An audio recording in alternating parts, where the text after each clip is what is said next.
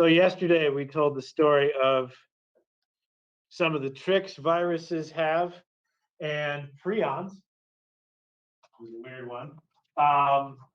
Today we'll talk about bacteria and then get started on how your body fights all these pathogens off. The bacteria that make you sick all belong to one kingdom. They're not the archaeans, they're the eubacteria. But really, to talk about them making you sick is almost unfair to them, because bacteria, regular bacteria, are that's a tiny, like a tiny percentage of a percentage of a percentage that makes you sick. Most of them don't. So let's just talk about them in general real quick. First of all, how we identify them, which can help you in understanding their names, because we name them often by these ID types. So for example, their shape can give them a name. If they have one of the three basic shapes that a lot of bacteria do, which are round, rod-shaped, and spiral, we use three different name endings for those. Round, we use the ending coccus. Rod-shaped, we end with bacillus, and spiral ends with spirillum.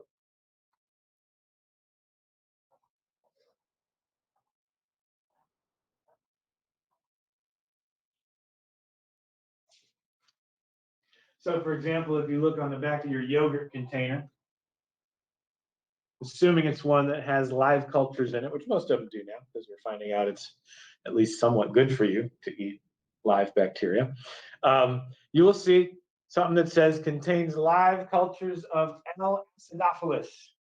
Remember scientific names, we use the first letter of the genus sometimes. Well, the L stands for lactobacillus, which tells you right away you're dealing with a rod-shaped bacterium. Lacto means what? Milk, good. So it's a bacteria that likes milk. And the acidophilus means loves acidic conditions. And so in fact, have anybody ever made yogurt?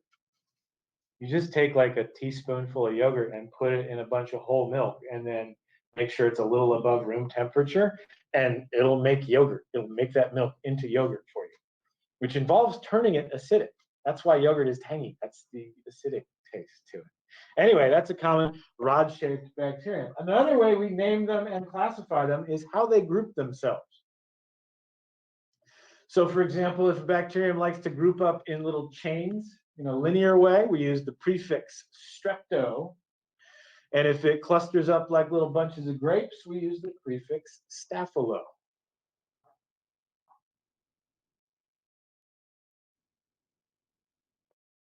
Either of those look familiar?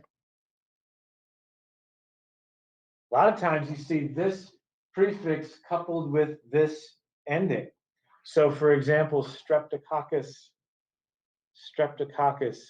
is actually quite a few, there's quite a few versions of streptococcus, different species, that's the genus, but one of those makes you sick.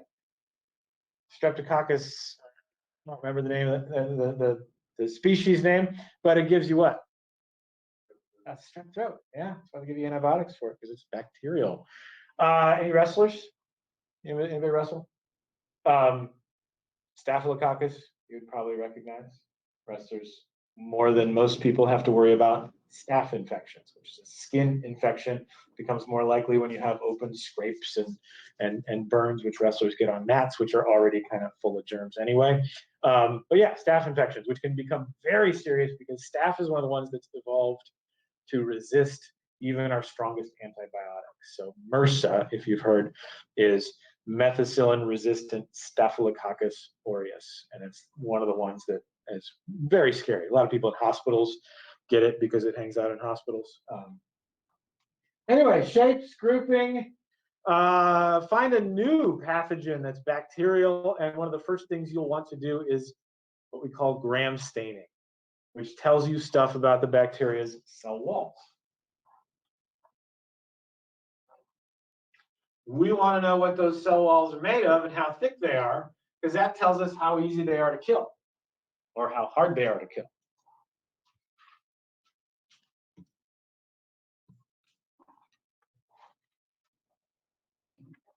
So a gram stain is basically a purple stain. And if the bacterium turns purple, it is what we call gram-positive, which means the stain penetrated into the cell, which means the cell walls are thinner and it's easier to kill. If it only turns pink, that means the stain couldn't get in as well, and that means that bacteria is harder to kill. So gram-positive or gram-negative is one of the first things they do when there's a new bacteria they don't know about. And finally, we sometimes classify bacteria by how they move. Some of them actually have flagella, the whip-like things on the end. Some of them can kind of wiggle in a snake-like way. Some of them just float, drift wherever the current takes them.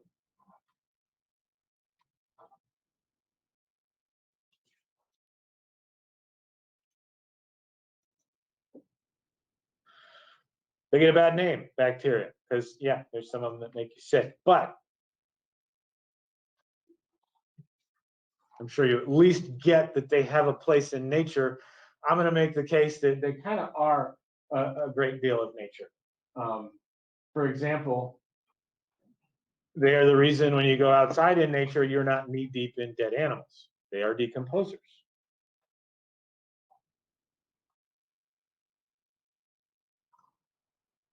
What goes in that blank? Where do you find bacteria?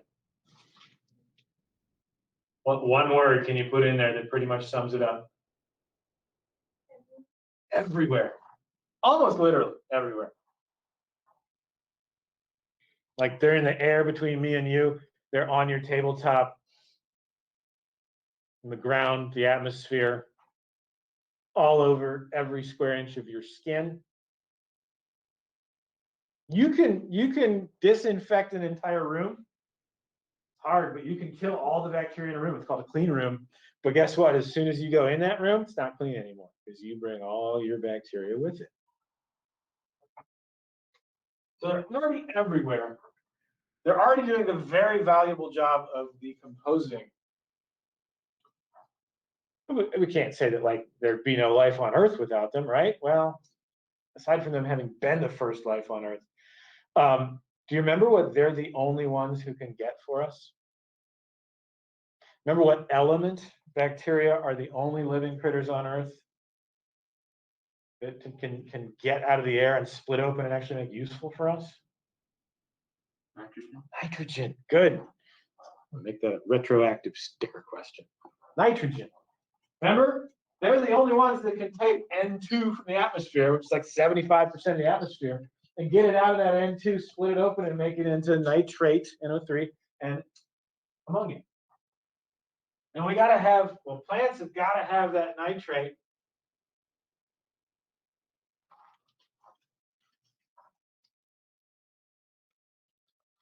Why? What goes in those two blanks? What does everybody use nitrogen to build that you got to have? Good. DNA and RNA, and not just that, the protein. There's no DNA and RNA and no proteins without nitrogen, and there's no nitrogen, no usable nitrogen without bacteria. So life on Earth depends on it.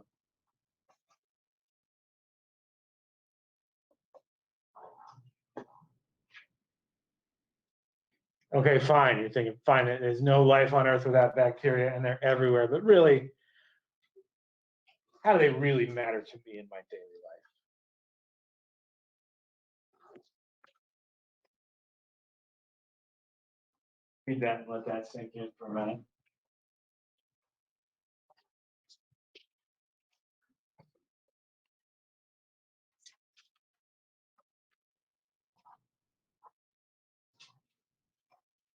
I don't even know how to get my head around this.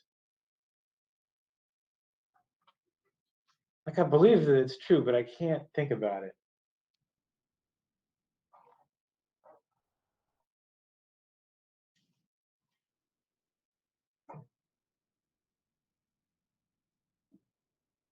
Ten times more bacterial cells in me than me? Why? How? And it's not that they're just taking up space either. I mean, some of them are just making their living and not affecting you at all. But we are finding out more and more that there's huge connections between what we call your microbiome, your bacteria that live in you, do, and your health. Particularly brain health is an area that we don't understand well, but we know there are solid connections between how your bacteria are doing and how your brain is doing.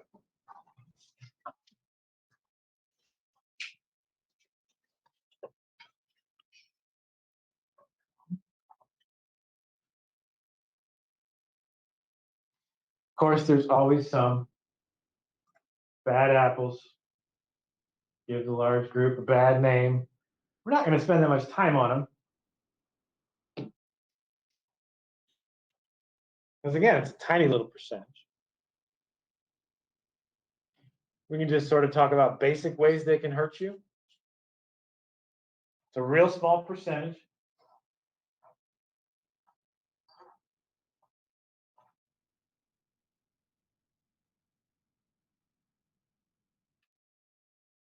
How do they hurt you? Well, okay, some of them actually do want to hurt you, or at least they want to eat you. There are bacteria. There are bacterial diseases that happen because those bacteria are eating your cells. Tuberculosis is a bacterium that gets in your lungs and digests lung tissue. Obviously, that's not good.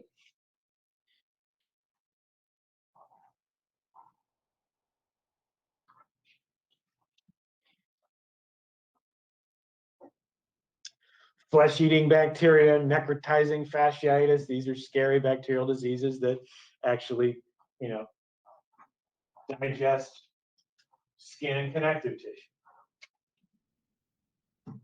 But an awful lot of them are just kind of making their living, and it's their byproducts, their waste, or the stuff they make kind of to the side that turns out to be toxic to you. So food poisoning is a great example of that. An awful lot of bacteria. They're just getting in you and starting to reproduce, and it's the stuff they put off that you react to.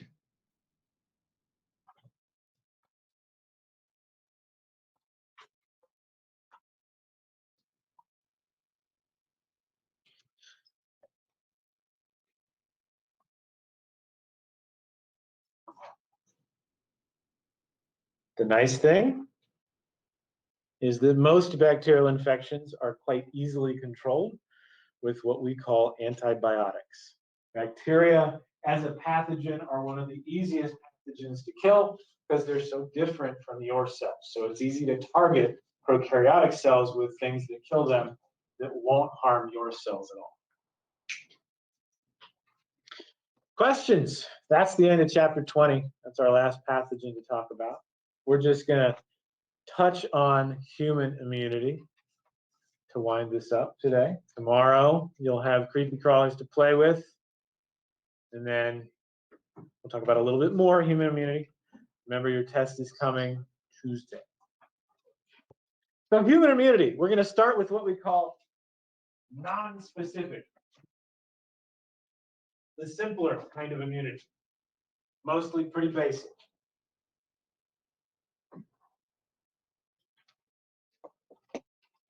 Nonspecific just means you don't have to know what the pathogen is. You don't have to do the whole dance with your white blood cells to identify the pathogen before you fight it off or kill it. This stuff tends to apply broadly across all pathogens.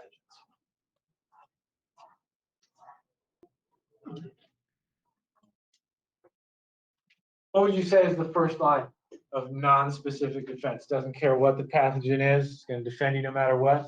Skin, yeah. It's your suit of armor, man. We've talked about this, right? How the cells are programmed to die and become basically an overlapping system of plates. Like they're tiny flattened cells, right? They all overlap. They're watertight. They're airtight. It's a suit of armor. Yeah, your skin. And aside from being almost a perfect barrier,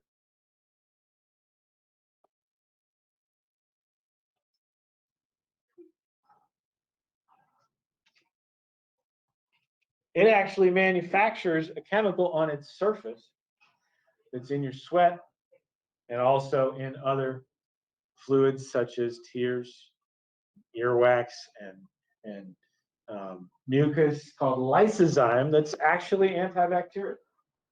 Your skin is actively fighting as well as passively.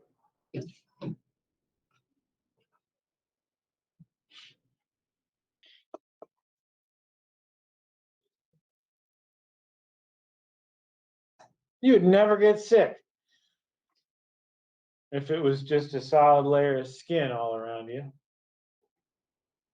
Maybe the occasional cut let in a bad guy. But you've got this problem, right? You remember the brain teaser, the enclosure that has 11 doors? One of them's open, the other 10 are closed, and so on. It's those doors that are the problem. It's the openings you have to live, right? You have to take in food, you have to breathe, you have to see and hear. You got to have openings, and those are kind of your weak points. You do have defenses around a lot of those openings. Typically, you've got a system of mucus, which is sticky enough to trap germs, and cilia, which you'll remember from chapter 7 and my interpretive dances, cilia, which are able to move the mucus up and out of you.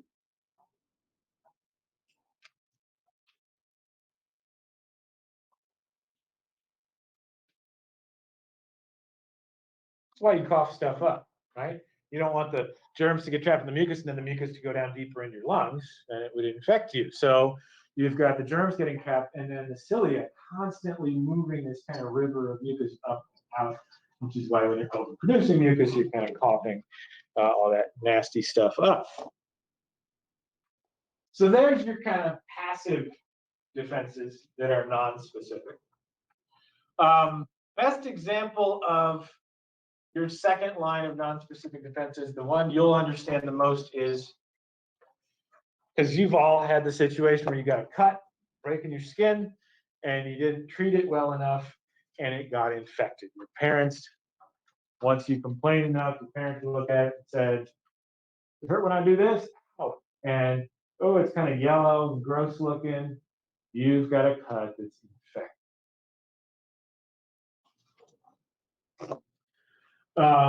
What you're experiencing mostly when you have an infected cut is what we call the inflammatory response.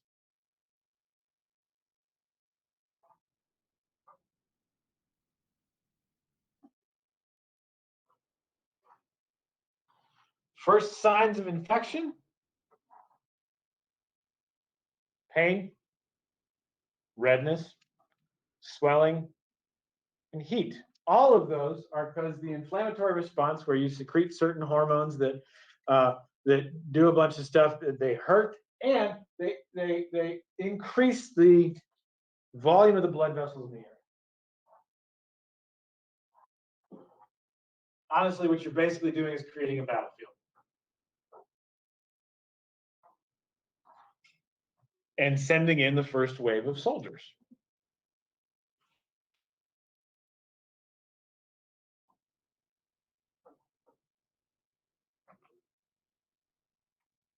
We'll talk about what the heat does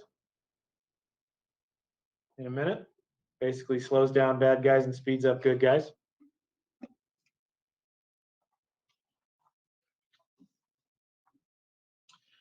But the first wave of good guys, first wave of soldiers you send, are basically your only non-specific white blood cells. They're called phagocytes, and they are impressive.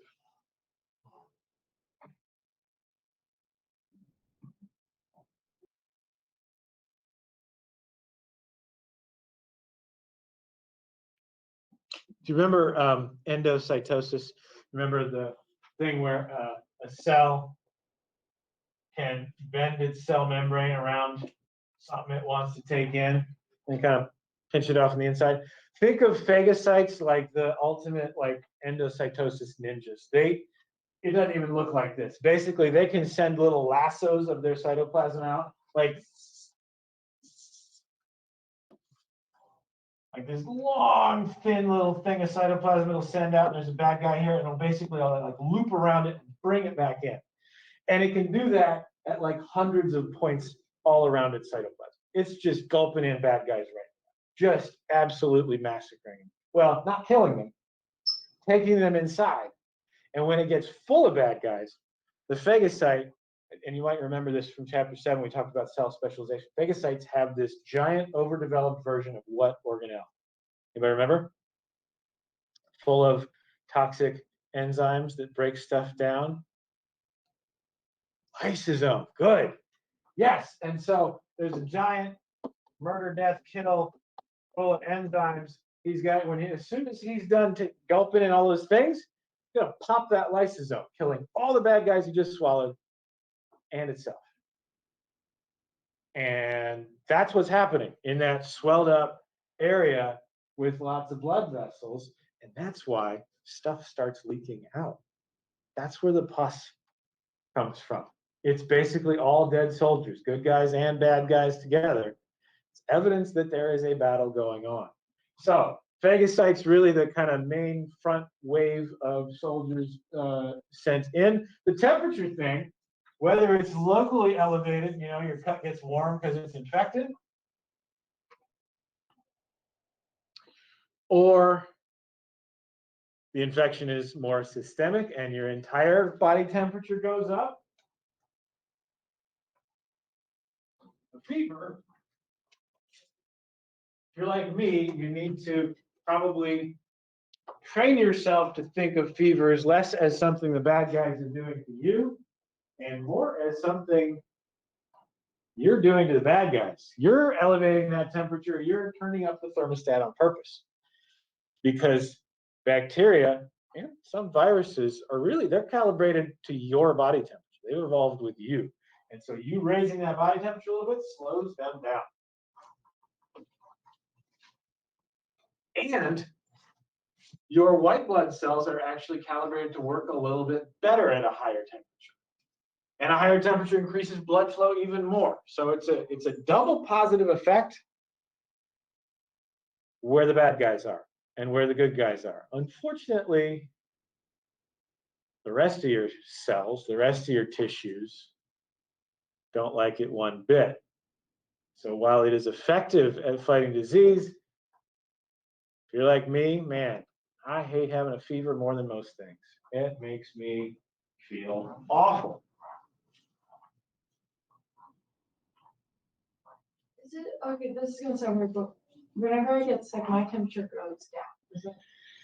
Yeah, that can happen too, and I'm not sure if it's the same in terms of the reasons for it. I can't explain that. Does your doctor say anything about it? My mom gives me ibuprofen, so it's fixed. Yeah, but basically, yeah, I'm liable to do the same thing. I'm liable to pop ibuprofen so that my fever goes down. But what we should all probably think of is, if you can stand to at least let yourself have the fever for a little while, it helps you fight off the disease. It's actually effective.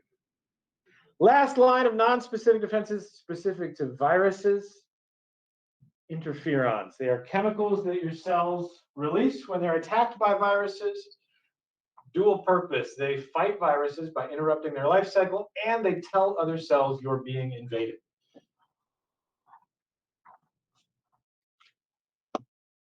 Interferons have actually been used by cancer doctors to treat certain types of cancer, specifically, I believe, the leukemias, lymphomas.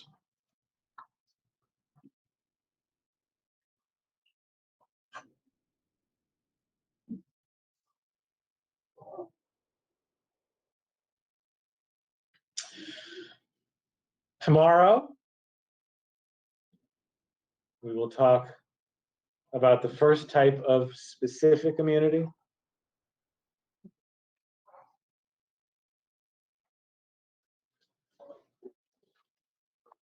Because if a disease really does get a foothold in your body and the non-specific defenses don't kill it all, then you really got to kind of get personal. You got to actually target that specific pathogen, and you're really good at doing it.